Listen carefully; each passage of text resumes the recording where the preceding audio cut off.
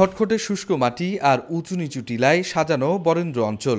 এমন ভূমি বৈশিষ্ট্যের কারণে সেচ নির্ভর এখানকার চাষাবাদ। কিন্তু গেল ৩ বছর ধরে অকেজো শতাধিক ডিপ টিউবওয়েল। আমরা নিজেরা মোটর বসালছি আবাদ করার জন্য, মোটরেরও লাইন কেটে দিয়ে চলে গেছে।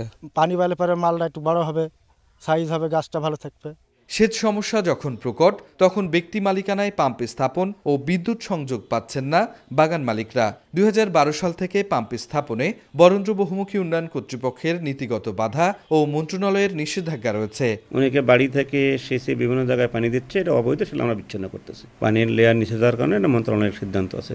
কৃষকরা বলছেন, অধিক সেচ নির্ভর ফসল ছেড়ে পেয়ারা, বরই, মাল্টার মতো স্বল্প সেচের বাগানে আগ্রহী হয়েছেন তারা। ডিপে যাই ১ মাস পর পানি পাই, তাহলে এইভাবে কিভাবে আমার ফসল হবে? পানিটা যদি সুষ্ঠুভাবে পাওয়া যায়, দেখা যায় 10 দিন পর পর, তাহলে আমাদের গাছটা সুস্থ থাকে, তাও মরার সম্ভাবনাটা কম থাকে।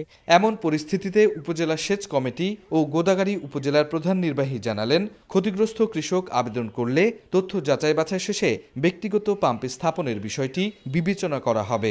পাম্প করতে চাইলে আগে উপজেলা সেচ কমিটিতে একটি আবেদন আসতে হয়, সেটি যাচাই বাছাই করে যদি সেখানে পাম্প স্থাপনের প্রয়োজনীয়তা আসলেও থাকে, তখন এই কমিটি যে সিদ্ধান্ত নেবে সেটি তাকে জানিয়ে দেওয়া হবে। জেলা কৃষি সম্প্রসারণ অধিদপ্তরের তথ্য মতে এবছর রাজশাহীর তানোর ও গোদাগাড়ী এলাকায় পেয়ারা সহ বিভিন্ন ফলের বাগান করা হয়েছে ৪,৮২৬ হেক্টর জমিতে, যার অধিকাংশই বরেন্দ্র এলাকায়।